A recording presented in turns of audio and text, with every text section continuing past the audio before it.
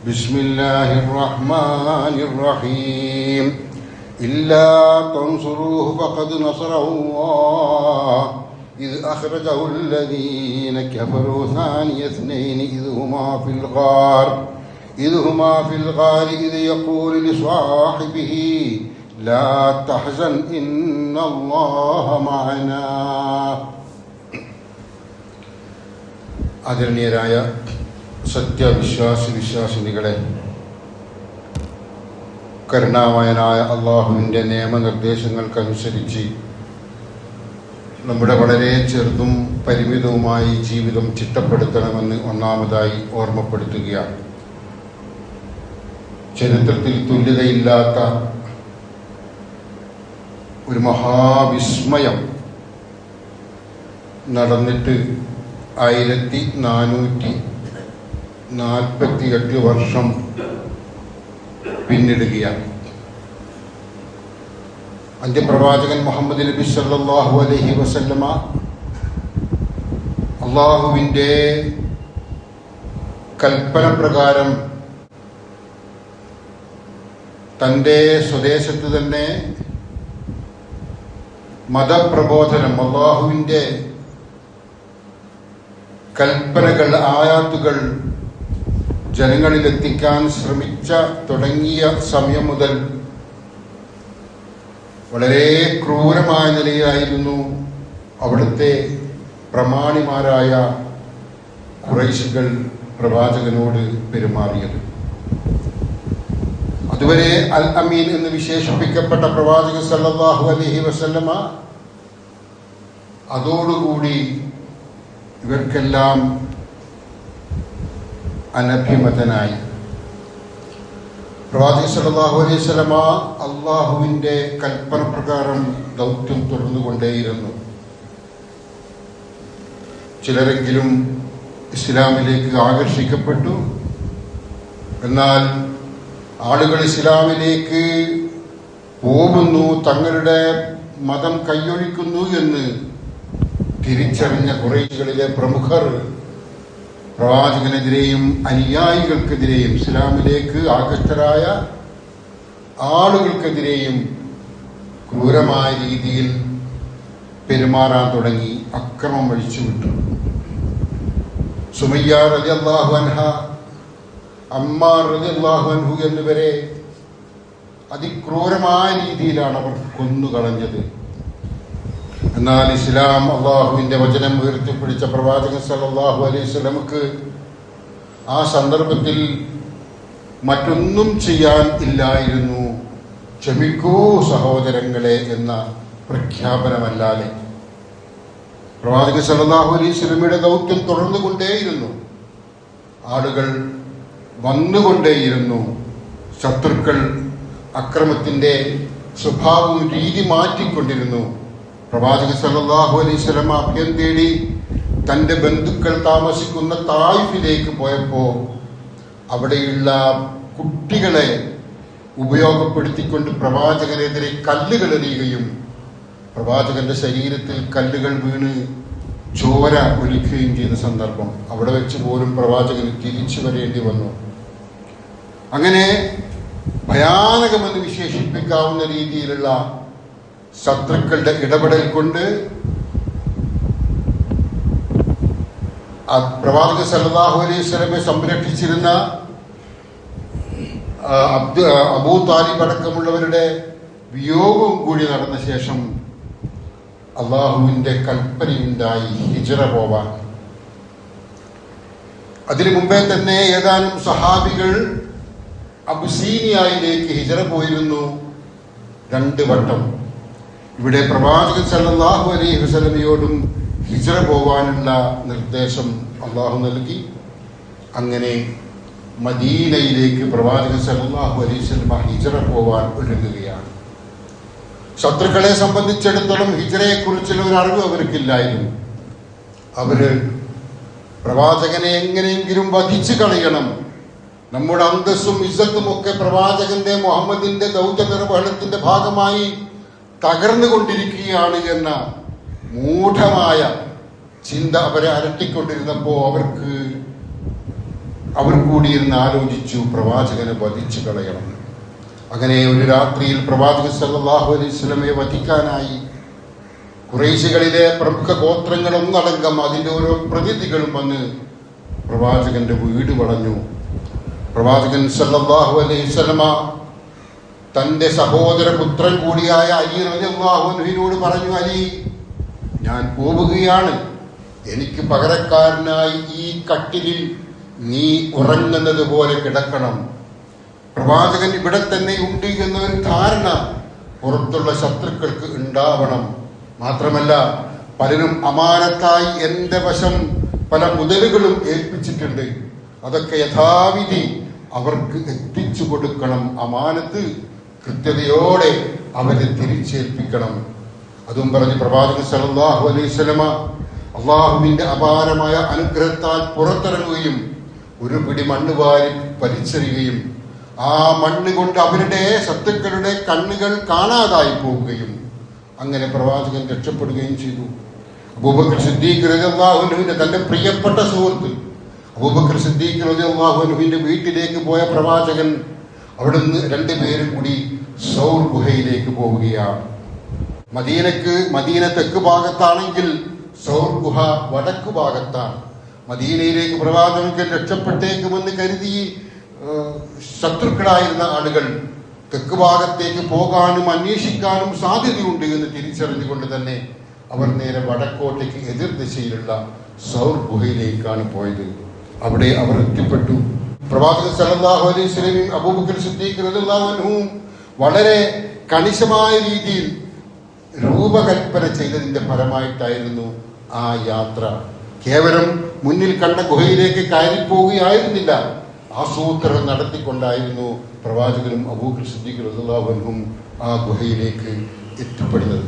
പ്രവാചകൻ സല്ലല്ലാഹു അലൈഹി വസല്ലമ ഗുഹയിൽ പ്രവേശിക്കുന്നതിന് മുമ്പായി അബൂബക്കർ സിദ്ദീഖ് റളിയല്ലാഹു അൻഹു ഗുഹയ്ക്കുള്ളിലേക്ക് പ്രവേശിക്കുകയും എന്നിട്ട് അവിടെ ഒക്കെ വൃത്തിയാക്കുകയും ഇവിടങ്ങളിലുമൊക്കെ കണ്ട മാളങ്ങൾ അടക്കുകയും തുണിക്കഷ്ണമോ മറ്റോ കൊണ്ട് അടക്കുകയും ചെയ്തു. അങ്ങനെ പ്രവാചകൻ ആ ഗുഹയ്ക്കുള്ളിലേക്ക് പ്രവേശിച്ചു. ശേഷം അവിടെ ഇരുന്നു കൊണ്ടിരിക്കെയാണ് പ്രവാചകൻ സല്ലല്ലാഹു അലൈഹി വസല്ലമ തന്റെ വീട്ടിൽ നിന്നും രക്ഷപ്പെട്ടു എന്ന് അറിഞ്ഞ ഖുറൈശികൾ നാനാ ദിക്കുകളിലേക്കും ഓടി പ്രവാചകനെ അന്വേഷിക്കാൻ വേണ്ടി ശ്രമം നടത്തിക്കൊണ്ടിരുന്നത്.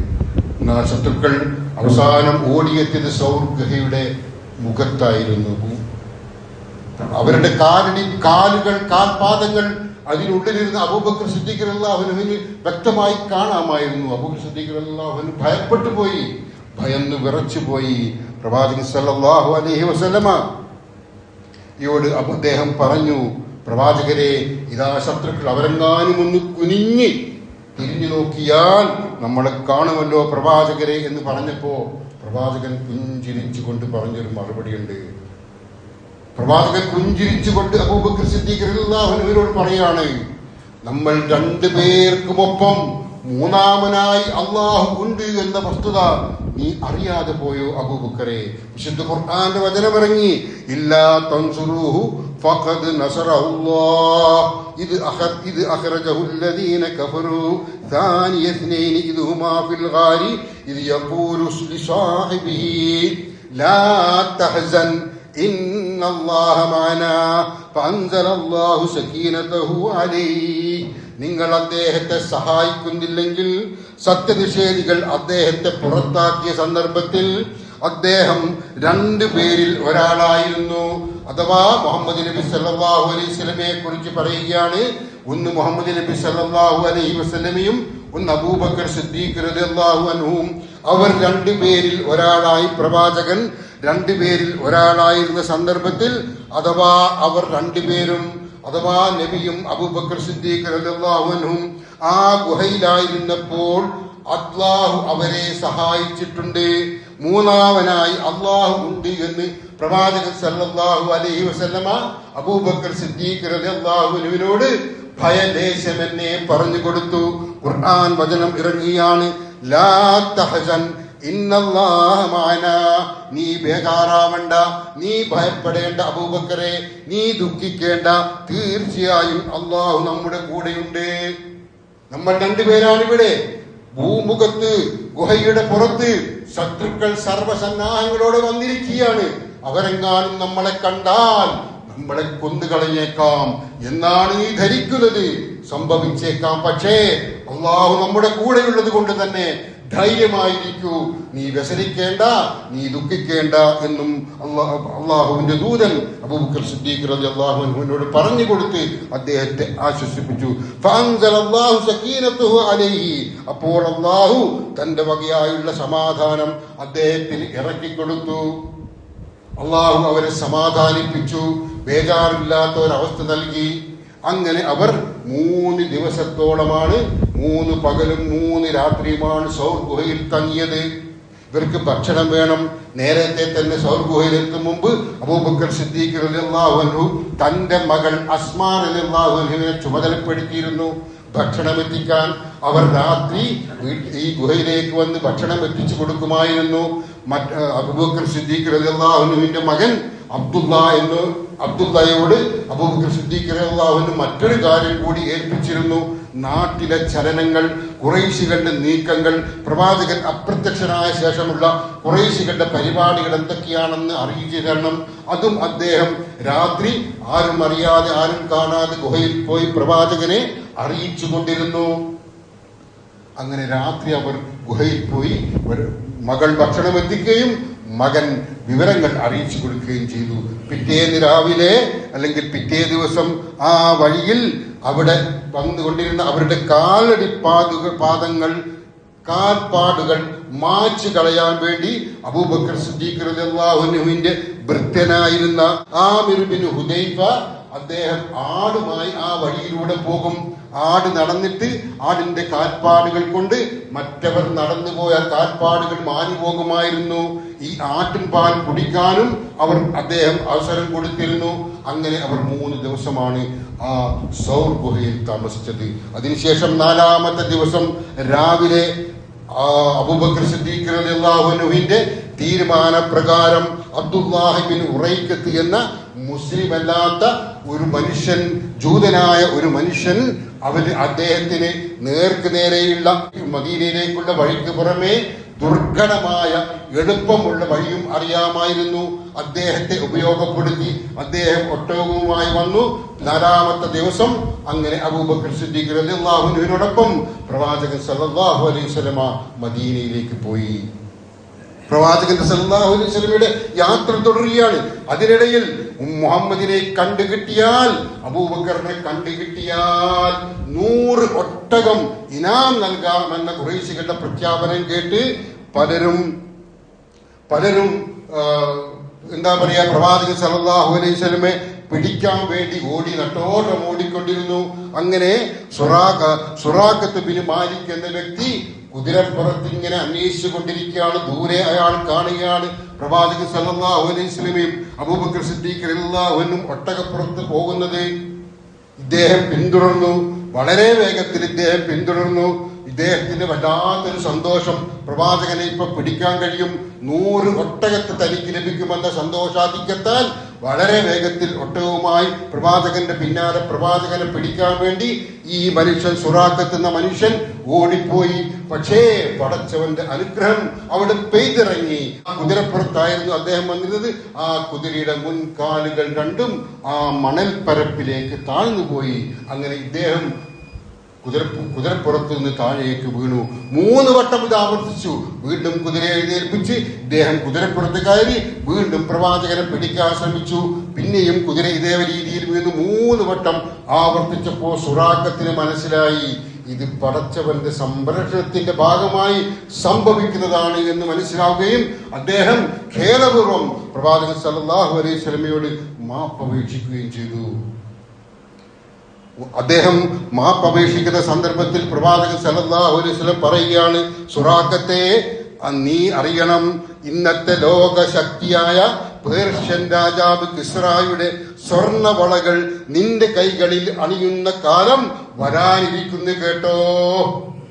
ഇന്നത്തെ ലോകശക്തിയായ പേർഷ്യൻ രാജാവ് കിസ്റയുടെ സ്വർണവളകൾ നിന്റെ കൈകളിൽ അണിയുന്നവ ആ ഒരു സന്ദർഭം വരാനിരിക്കുന്നുണ്ട് കേട്ടോ. നിനക്കതിനെ കുറിച്ച് എന്താണ് തോന്നുന്നത് എന്ന് പറഞ്ഞു. അദ്ദേഹം ആ വാക്കുകൾ കേട്ട് തിരിച്ചു പോയി.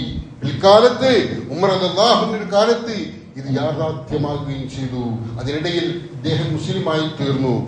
ഈ മനുഷ്യൻ തിരിച്ചു വരുന്ന വഴിയിൽ ഒട്ടേറെ ആളുകളെ കണ്ട് പ്രവാചകനെ പിടിക്കാൻ വന്ന ശത്രുക്കളുടെ കൂട്ടത്തിൽപ്പെട്ട പല ആളുകളെയും അവരെയൊക്കെ വഴിതിരിച്ചു വിട്ടുകളഞ്ഞു. സുറാഖത്ത് മറ്റേ വഴിക്ക് പോയിക്കോ, അങ്ങനെ കാണാമെന്ന് പറഞ്ഞ് പ്രവാചകനെ രക്ഷപ്പെടുത്തിക്കൊണ്ടിരുന്നു. അങ്ങനെ അള്ളാഹുവിന്റെ അപാരമായ അനുഗ്രഹം പ്രവാചകനിൽ വർഷിച്ചുകൊണ്ടുള്ള അവിസ്മരണീയമായ ഒരു യാത്രയായിരുന്നു ഹിജ്റ യാത്ര. ആ യാത്രക്കിടയിൽ അവർക്ക് വിശപ്പ് സഹിക്കാൻ കഴിയാതെയായി, ദാഹവും ഉണ്ടായി. അങ്ങനെ അടുത്ത് കണ്ട ദുർഘടമായ ഒരു വഴിയിലൂടെയാണ് പോകുന്നത്. അടുത്ത് കണ്ട ഒരു വീട്ടിൽ അവർക്ക് എത്തിപ്പെട്ടു. വൃദ്ധയായ ഒരു സ്ത്രീയാണ് അവിടെയുള്ളത്. ഉമ്മു മഅബദ് എന്ന പേരിൽ അറിയപ്പെടുന്ന വൃദ്ധയായ ഒരു സ്ത്രീ മാത്രമാണ് അവിടെയുള്ളത്. അവിടെ ഭക്ഷണം പക്ഷേ ഇവർക്ക് കഴിക്കാൻ ഒന്നുമില്ല, കറ പറ്റിയ ഒരാൾ മാത്രം. പ്രവാചകൻ സല്ലല്ലാഹു അലൈഹി വസല്ലം അല്ലാഹുവിനോട് പ്രാർത്ഥിച്ചു.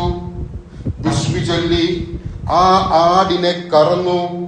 എന്നിട്ട് അതിൽ നിന്ന് പാൽ നിർഗളിച്ചു. അനുസ്യൂതം അവർ ഇഷ്ടം പോലെ കുടിച്ചു. മാത്രമല്ല പാത്രത്തിൽ സംഭരിക്കുകയും ചെയ്തു. അറിയണം പ്രിയപ്പെട്ടവരെ, അള്ളാഹു ഒരു മനുഷ്യനെ എങ്ങനെയാണ് സഹായിക്കുക എന്നുള്ളതിന്റെ ഉത്തമമായ പാഠമാണ്, ഉത്തമമായ ബോധ്യമാണ് ഇവിടെ സംഭവിച്ചിരിക്കുന്നത്. ഒന്നാമതായി ഹിജ്റ പോകണം, താൻ ജനിച്ചു വളർന്ന നാട്ടിൽ നിന്നും പോകണം, തൻ്റെതെല്ലാം ഉപേക്ഷിച്ച് പോകുന്ന ഒരു ഘട്ടം. അങ്ങനെ പോകാൻ മനസ്സ് പോലും പാകപ്പെടുത്തപ്പെട്ട സന്ദർഭം. അങ്ങനെ പ്രവാചകൻ പോകാൻ തയ്യാറായി. പോകുന്നതിനിടയിൽ വളരെ ആസൂത്രിതമായ കാര്യങ്ങളൊക്കെ അവർ ചെയ്തു. തങ്ങൾക്ക് ഭക്ഷണം എത്തിക്കാനുള്ള സംവിധാനം, യാത്ര കൊണ്ടുപോകാനുള്ള സംവിധാനം, അതൊക്കെ ഒരുക്കി. അങ്ങനെ അള്ളാഹുവിൽ തവക്കൽ ചെയ്തുകൊണ്ടാണ് അവർ ഇറങ്ങിയത്. നോക്കണം പ്രിയപ്പെട്ടവരെ, നമ്മെ സംബന്ധിച്ചിടത്തോളം നമ്മളൊരു കാര്യത്തിനിറങ്ങുമ്പോൾ പടച്ചവരിൽ തവക്കൽ ചെയ്ത് ഇറങ്ങുമ്പോൾ അതിന് വേണ്ടുന്ന കാര്യങ്ങളൊക്കെ നമ്മൾ ചെയ്തിരിക്കണം. അടങ്ങി ഇരുന്ന് വീട്ടിലിരുന്ന് കൊണ്ട് എനിക്ക് പണമില്ല, എനിക്ക് ഭക്ഷണമില്ല എന്ന് കരയുകയല്ല വേണ്ടത്. കഠിനാധ്വാനം ചെയ്യണം. എന്തൊന്ന് ഒരാവശ്യത്തിന് വേണ്ടി നിർവഹിക്കേണ്ടതുണ്ടോ അതൊക്കെയും നിർവഹിക്കേണ്ടതുണ്ട്. അങ്ങനെയുള്ള നിർവഹണത്തിന് ശേഷമുള്ള അങ്ങനെയുള്ള നിർവഹണത്തിന് ശേഷമുള്ള കാര്യം പടച്ചവൻ നമുക്ക് അനുഗ്രഹമായി തന്നുകൊണ്ടിരിക്കും. ഉറപ്പാണ്. ആ ഉറപ്പാണ് ഈ ഹിജ്റയിൽ കണ്ടിരിക്കുന്നത്. അവർക്ക് ഭക്ഷണം ലഭിച്ചു, അവർ തിരിച്ചുപോയി. ആ തിരിച്ചു പോയതിനു ശേഷമുണ്ട് ഈ മഹതിയായ സ്ത്രീ പ്രവാചകനെ വർണ്ണിക്കുന്നുണ്ട്. വല്ലാത്തൊരു വർണ്ണനയായിരുന്നു, ചരിത്രത്തിൽ രേഖപ്പെട്ട വർണ്ണന. ഞാൻ അതിന്റെ അറബ് മൂലം വായിക്കുന്നില്ല, മലയാളം മാത്രം പറയാം. പ്രകാശമാനമുള്ള വ്യക്തിത്വമുള്ള, തിളങ്ങുന്ന മുഖമുള്ള, അത്യന്തം സൽഗുണ സമ്പന്നനായ ഒരു മനുഷ്യനെയാണ് ഞാൻ കണ്ടിരിക്കുന്നത്. അദ്ദേഹത്തിന് അമിതമായ രീതിയിൽ ശരീരത്തിന്റെ ആ ദുർമേധസ്സൊന്നുമില്ല, വലിപ്പമില്ലാത്ത അല്ലെങ്കിൽ ഒത്ത ഒരു ശരീരം, തലയും ഒത്ത ശരീരവുമായിരുന്നു. ആകർഷണീയതയും ഭംഗിയും ഒത്തുചേർന്ന രൂപമായിരുന്നു അവിടുത്തേത്. അവിടുത്തെ കണ്ണുകൾക്ക് നല്ല കറുപ്പും അതിന്റെ ഉള്ളിൽ നല്ല വെളുപ്പും ഉണ്ടായിരുന്നു, പ്രകാശവും ഉണ്ടായിരുന്നു. കൺപീലികൾക്ക് നീളമുണ്ടായിരുന്നു. അവിടുത്തെ ശബ്ദത്തിൽ ഗാംഭീര്യമുള്ള ഒരു നേർത്ത കരമുണ്ടായിരുന്നു. പുരിയങ്ങൾ വില്ല് പോലെ വളഞ്ഞ് ഒതുങ്ങിയതായിരുന്നു. മുടിക്ക് നല്ല കറുപ്പായിരുന്നു. അദ്ദേഹം മിണ്ടാതിരിക്കുമ്പോൾ വലിയൊരു ഗാംഭീര്യവും സംസാരിക്കുമ്പോൾ പ്രകാശവും ആദരവും അദ്ദേഹത്തെ പൊതിയുകയും ചെയ്യുമായിരുന്നു. ദൂരെ നിന്ന് നോക്കുമ്പോൾ മനുഷ്യരിൽ വെച്ച് ഏറ്റവും ഭംഗിയുള്ളവനും പ്രൗഢിയുള്ളവനുമായി തോന്നും അദ്ദേഹത്തെ കണ്ടാൽ. അടുത്തു നിന്ന് നോക്കുമ്പോൾ ഏറ്റവും സുന്ദരനായിരുന്നു അദ്ദേഹം. സംസാരം അത്യന്തം മധുരമുള്ളതായിരുന്നു. വാക്കുകൾ വേർതിരിച്ച് മനസ്സിലാക്കാൻ കഴിയുന്ന വിധത്തിലുള്ള കൃത്യത ഉണ്ടായിരുന്നു വാക്കുകൾക്ക്. അങ്ങനെ പ്രവാചകനെ ആ സ്ത്രീ, വൃദ്ധയായ സ്ത്രീ ഭർത്താവ് വന്നപ്പോൾ വർണ്ണിക്കുകയും ഭർത്താവ് ആ സ്ത്രീയോട് പറഞ്ഞു, ഞാനെങ്ങാനും അല്പം മുമ്പ് അവർ പോകും മുമ്പ് ഇവിടെ ഉണ്ടായിരുന്നുവെങ്കിൽ ഞാൻ അദ്ദേഹത്തിന്റെ അനുയായിയാകുമായിരുന്നു. കാരണം അദ്ദേഹമാണ് പ്രവാചകൻ, അല്ലെങ്കിൽ അദ്ദേഹത്തെ വധിക്കാനാണ് ഖുറൈശികൾ ആക്രോശിച്ചു കൊണ്ടിരിക്കുന്നത്. ആ മനുഷ്യനെ ഞാൻ കണ്ടിരുന്നുവെങ്കിൽ ഞാൻ മതം സ്വീകരിക്കുമായിരുന്നു. പിൽക്കാലത്ത് പിന്നീട് ഇവർ രണ്ടുപേരും മദീനയിൽ പോയി ഇസ്ലാം ആശ്ലേഷിക്കുകയും ചെയ്തു. ഇരിക്കട്ടെ പ്രിയപ്പെട്ടവരെ, അങ്ങനെ യാത്ര തുടർന്നു. പ്രവാചകൻ സല്ലല്ലാഹു അലൈഹി വസല്ലം മദീനയുടെ കവാടത്തിലെത്തി, ഖുബാ എന്ന പ്രദേശത്തെത്തി. അവിടെ ഏതാനും ദിവസം ചെലവഴിച്ചു. അവിടെ വെച്ച് ഒരു പള്ളി നിർമ്മിച്ചു. മസ്ജിദുൽ ഖുബ ഇന്നും നിലനിൽക്കുന്ന, നമസ്കാരം നിർവഹിക്കപ്പെടുന്ന ഒരു പള്ളിയാണത്. മസ്ജിദുൽ ഖുബ ആദ്യത്തെ ഇസ്ലാമിക പള്ളിയായിരുന്നു അത്. അവിടെ വെച്ച് പള്ളി നിർവഹിക്കപ്പെടുകയും ശേഷം അദ്ദേഹം മദീനയിലേക്ക് അബൂബക്കർ സിദ്ദീഖ് റളിയല്ലാഹു അൻഹുവിനോടൊപ്പം പോവുകയും ചെയ്തു. മദീനയിലാണെങ്കിൽ പ്രവാചകന്റെ വരവ് കാത്തിരിക്കുകയാണ് ആളുകൾ. വളരെ സന്തോഷത്തോടെ ദിവസങ്ങളായി ചെന്നു നോക്കുന്നു, നിരാശയോടെ തിരിച്ചു വരുന്നു. കുന്നുംപുറത്ത് ഹറ എന്ന കുന്നുംപുറത്ത് ചെന്നു നോക്കും, ദൂരെ നിന്നെങ്ങാനും പ്രവാചകൻ വരുന്നുണ്ടോ. കാണാതാകുമ്പോൾ നിരാശയോടെ വൈകുന്നേരം തിരിച്ചു വരും. അങ്ങനെ ഒരു ദിവസം അവരൊക്കെ തിരിച്ചു വന്ന സന്ദർഭത്തിൽ ഒരു ജൂതനാണ് അങ്ങകലെ നിന്ന് പ്രവാചകനും അബൂബക്കർ സിദ്ദീഖ് റളിയല്ലാഹു അൻഹുവും ഇവർക്ക് വഴി കാണിക്കാനുള്ള സഹോദരനും ഇവരുടെ ഭൃത്യനും അടങ്ങുന്ന 4 അംഗ സംഘവും ഒട്ടകവുമായി വരുന്നത് കാണുന്നത്. അദ്ദേഹം വിളിച്ചു പറഞ്ഞു, ഇതാ നിങ്ങളുടെ ഭാഗ്യം, ഇതാ നിങ്ങളുടെ നേതാവ് വന്നുകൊണ്ടിരിക്കുന്നു. ആളുകളൊക്കെ പൊതിഞ്ഞു ഓടി വന്നു. ആളുകളൊക്കെയും തന്റെ ആയുധങ്ങൾ, അറബികൾക്കൊരു ശീലമുണ്ടല്ലോ, ആയുധങ്ങളൊക്കെ കയ്യിൽ വെക്കുക എന്നുള്ളത്, അതൊരു പ്രൗഢി കാണിക്കാനുള്ള അവസരമാണ്. അങ്ങനെ ആയുധങ്ങളൊക്കെ കയ്യിൽ വെച്ച് അവർ പ്രവാചകൻ സല്ലല്ലാഹു അലൈഹി വസല്ലമയെ സ്വീകരിച്ചു. അവിടെ വെച്ച് പ്രവാചകനെ കണ്ട മാത്രയിൽ കുറച്ച് പെൺകുട്ടികൾ ദഫ് മുട്ടി പാട്ടുപാടിയതും ചരിത്രത്തിലെ വലിയൊരു അനർഘ നിമിഷമായി രേഖപ്പെടുത്തപ്പെട്ട കാര്യമാണ്. തറയൽ ബദ്റു അലൈനാ മിൻ ഹനിയാത്തിൽ വദായ് എന്ന കുന്നുകൾക്കപ്പുറത്ത് നിന്ന് ഇതാ പൂർണ്ണ ചന്ദ്രൻ നമ്മിലേക്ക് ഉദിച്ചുയർന്നിരിക്കുന്നു. വജബശുക്റു അലൈനാ മാദാ ലില്ലാഹി ദായി, അല്ലാഹുവിലേക്ക് പ്രാർത്ഥിക്കുന്ന പ്രാർത്ഥനാ നിരതരായ മനുഷ്യർ ഭൂമിയിൽ ഉള്ളിടത്തോളം കാലം അള്ളാഹുവിന് നന്ദി പ്രകാശിപ്പിക്കൽ നമ്മുടെ മേൽ അനിവാര്യമായിരിക്കുന്നു. കാരണം പ്രവാചകൻ ഇതാ നമ്മിലേക്ക് എത്തിയിരിക്കുന്നു.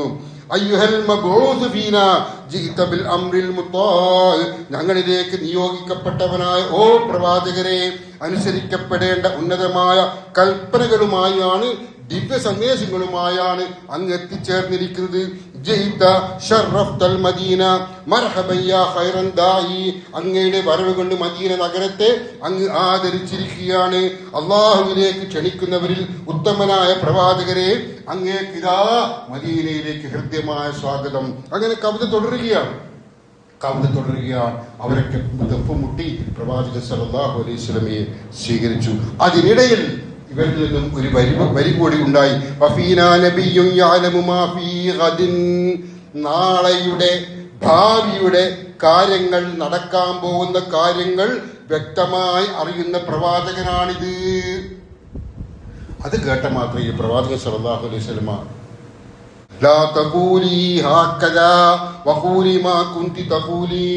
നിങ്ങൾ അങ്ങനെ പറയരുത് കേട്ടോ, ഭാവി അറിയുക എന്നത് അള്ളാഹുവിന് മാത്രമുള്ള പ്രത്യേകതയാണ് എന്ന് അവരെ ബോധ്യപ്പെടുത്തി കൊടുത്തു. ഇതിനു മുമ്പ് നിങ്ങൾ പറഞ്ഞ വരികൾ തന്നെ പാടിയാൽ മതി. ഇത്തരത്തിലുള്ള അഹങ്കാരത്തിന്റെ, പൊങ്ങച്ചത്തിന്റെ ഒരു ഭാഷയും എന്റെ മേൽ ചുമത്തരുത് എന്ന് പ്രവാചകൻ സല്ലല്ലാഹു അലൈഹി വസല്ലമ അവിടെ വെച്ച് തിരുത്തി കൊടുക്കുകയും ആ പാട്ട് പാടി പ്രവാചകനെ അവർ സ്വീകരിക്കുകയും ചെയ്തു. മദീനയിലെത്തി പ്രവാചകൻ സല്ലല്ലാഹു അലൈഹി വസല്ലം മസ്ജിദ് നബവി സ്ഥാപിച്ചു. അവിടെ വെച്ച് വലിയൊരു ആദ്യത്തെ മദീന കരാർ, മദീന ചാർട്ടർ, അവിടെ ബനൂ നദീർ പോലെയുള്ള പ്രഗത്ഭരായ ജൂത കുടുംബങ്ങൾ ഉണ്ടായിരുന്നു. ഔസ് ഖസ്റജ് ഗോത്രത്തിൽപ്പെട്ട മുസ്ലിം ഇസ്ലാം മതം ആശ്രയിച്ചവരല്ലാത്ത ബഹുദൈവ വിശ്വാസികൾ ഉണ്ടായിരുന്നു, മുസ്ലിങ്ങളും ഉണ്ടായിരുന്നു. അങ്ങനെ 3ഉം 4ഉമായി ജനങ്ങൾ താമസിക്കുന്ന വിവിധ മതവിശ്വാസം ഉൾക്കൊണ്ട ആളുകൾക്കിടയിലേക്കാണ് പ്രവാചകൻ എത്തിപ്പെടുന്നത്. അവിടെ വെച്ച് പ്രവാചകൻ സല്ലല്ലാഹു അലൈഹി വസല്ലം ഒരു ചാർട്ട് തയ്യാറാക്കുകയാണ്. ബഹുസ്വര സമൂഹത്തിൽ ഒരു മനുഷ്യൻ, ഒരു വിശ്വാസി എങ്ങനെ ജീവിക്കണമെന്ന് പഠിപ്പിക്കുന്ന പാഠമായിരുന്നു അത്. 47ഓളം വകുപ്പുകൾ അതിലുണ്ടായിരുന്നു. അതിൽ പറയുന്ന 2-3 കാര്യങ്ങൾ. ഒന്ന്, ഒറ്റ സമൂഹമാണ്, ഉമ്മത്തുൻ വാഹിദ. മദീനയിലെ മുസ്ലിങ്ങളും ജൂതന്മാരും മറ്റ് ഗോത്രക്കാരും പരസ്പരം പോരടിക്കരുത്. ഇനി മുതൽ ഈ കരാറിലൂടെ നമ്മൾ ഒന്നായിരിക്കുകയാണ്. മുസ്ലിങ്ങൾക്ക് അവരുടെ മതം, ജൂതന്മാർക്ക് അവരുടെ മതം. ആരുടെയും മതസ്വാതന്ത്ര്യത്തിൽ മറ്റുള്ളവർ ഇടപെടാൻ പാടില്ല. എല്ലാവരുടെയും അവകാശങ്ങൾ തുല്യമാണ്. മദീനക്ക് നേരെ പുറത്തു നിന്ന് ശത്രുവിന്റെ ആക്രമണം ഉണ്ടായാൽ എല്ലാ വിഭാഗവും ഒരുമിച്ച് നിന്ന് നഗരത്തെ പ്രതിരോധിക്കണം. ഓരോ വിഭാഗവും അവരുടെ യുദ്ധച്ചെലവുകൾ സ്വന്തമായി വഹിക്കണം. ശത്രുവിനെ ഒരിക്കൽ പോലും സഹായിക്കരുത്. മദീനക്കാരുടെ പൊതുശത്രുവായ മക്കയിലെ ഖുറൈശികൾക്ക് മദീനയിലെ ഒരു വിഭാഗവും യാതൊരുവിധ അഭയമോ സഹായമോ നൽകാൻ പാടില്ല. ഈ കരാറിൽ ഏർപ്പെട്ടവർക്കിടയിൽ എന്തെങ്കിലും തർക്കങ്ങൾ ഉണ്ടായാൽ, അഭിപ്രായ വ്യത്യാസമുണ്ടായാൽ അവസാന തീരുമാനം അള്ളാഹുവിന്റെ ദൂതനായ മുഹമ്മദ് നബി സല്ലല്ലാഹു അലൈഹി വസല്ലമക്കായിരിക്കും. ഇങ്ങനെ ഒരു കരാർ, എല്ലാവർക്കും മതസ്വാതന്ത്ര്യം അനുവദിച്ചുകൊണ്ടുള്ള കരാർ ചരിത്രത്തിൽ രേഖപ്പെടുത്തപ്പെട്ട ആദ്യത്തെ കരാറായിരുന്നു അത് എന്ന് പറയപ്പെടുന്നതാണ് മദീന ചാർട്ടർ. അങ്ങനെ ഒരു കരാറുണ്ടാക്കി അവിടെ വെച്ച് സമാധാനപൂർവ്വം അവർ ജീവിക്കുന്നു. പിന്നീട് ജൂതന്മാരൊക്കെ ഈ കരാർ ലംഘിച്ചു. ഇരിക്കട്ടെ, അതൊക്കെ അതിനിടയിൽ നടന്ന സംഭവങ്ങളാണ്. പ്രവാചകൻ സല്ലല്ലാഹു അലൈഹി വസല്ലം മദീനയിൽ എത്തിയ ശേഷം പ്രവാചകനോടൊപ്പം മക്കയിൽ നിന്ന് വന്ന മുഹാജിറുകൾ, അഭയാർത്ഥികൾ, ഒന്നുമില്ലാത്തവരാണ് അവർ. അവരുടെ തന്നുള്ളതൊക്കെയും അവർ മക്കയിൽ ഉപേക്ഷിച്ചാണ് വന്നിരിക്കുന്നത്. അവർ മദീനയിൽ എത്തിയ ശേഷം അവർക്കൊന്നുമില്ല, മറുതുണിയില്ല, ധരിച്ച വസ്ത്രമല്ലാതെ. തൊട്ടടുത്ത നിമിഷം കഴിക്കാൻ ഭക്ഷണം പോലുമില്ല. അവരെ ഹാർദ്രമായി സ്വീകരിച്ചു മദീന നിവാസികൾ, അൻസാറുകൾ, സഹായികൾ എന്ന പേരിൽ അറിയപ്പെടുന്ന വിഭാഗം. എന്നിട്ട് അവർ ചെയ്തെന്താണെന്നറിയുമോ? ചരിത്രത്തിൽ തുല്യതയില്ലാത്ത ഒരു മഹാസൗഹൃദം, മഹാസഹായമാണ് അവിടെ വെച്ച് നടന്നത്.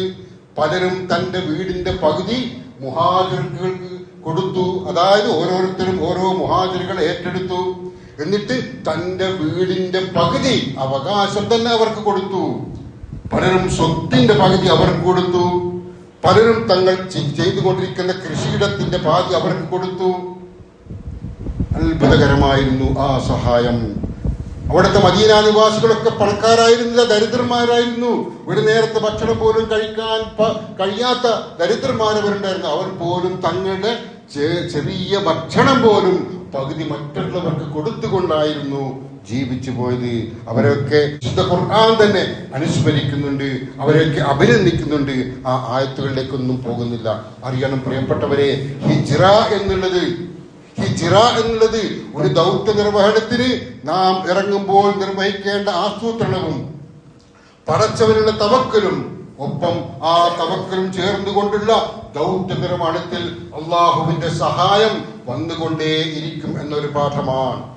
മറ്റൊന്ന്, ഇവിടെ വിശ്വാസികൾ എന്ന രീതിയിലുള്ള അവർ തമ്മിലുള്ള ആദർശ ബന്ധം, ആ സാഹോദര്യം, അതിനപ്പുറം കരുത്തിട്ട മറ്റൊരു ബന്ധവുമില്ല എന്നുള്ളൊരു പാഠവും കൂടി മുഹാജിറുകളും അൻസാറുകളും എന്ന രീതിയിലുള്ള അവരുടെ ഇടപെടലുകൾ നമ്മെ ബോധ്യപ്പെടുത്തുന്നു. ഒരുപാട് വിശദീകരിക്കേണ്ട വിഷയമാണ്. അവസാനിപ്പിക്കുകയാണ്. അള്ളാഹു ഈ കൂടിച്ചേരൽ ഒരു സൽക്കരമായി സ്വീകരിക്കുമാറാവട്ടെ. അഖൂലു ഖൗലി ഹാദാ അസ്തഗ്ഫിറുല്ലാഹ ലി വലക്കും ഫസ്തഗ്ഫിറൂഹു ഇന്നഹു ഹുവൽ ഗഫൂറുർ റഹീം.